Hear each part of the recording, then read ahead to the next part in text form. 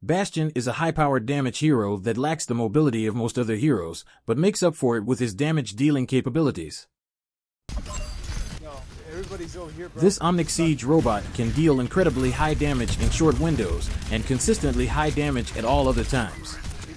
Paired with his innate damage reduction and high health, Bastion has the potential to dominate matches in the hands of a skilled player.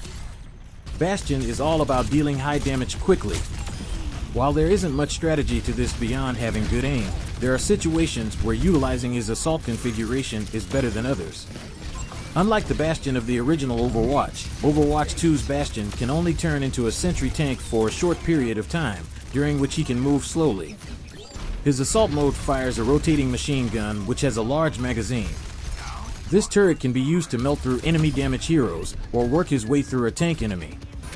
This is best used when the enemies are pushing together or if the enemy tank is focused on a different member of your team.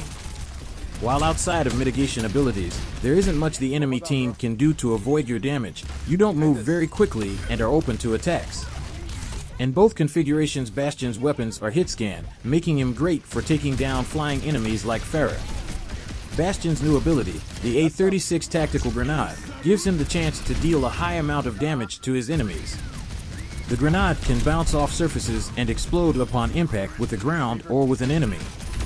Naturally, the best case scenario is having the grenade impact with an enemy. The bouncing can be a bit chaotic after the first bounce, but once you get a handle on it you can shoot it across far distances. Bastion's ultimate has a decent amount of flexibility, as he can place 3 separate artillery rounds during it.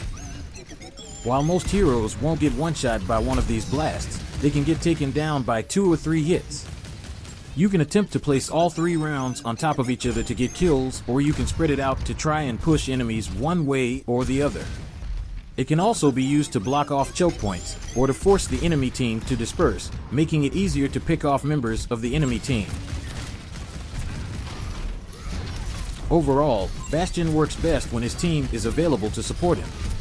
With his high damage and elimination potential, you can easily carry your team as Bastion, but only if your allies are able to play to Bastion's weaknesses.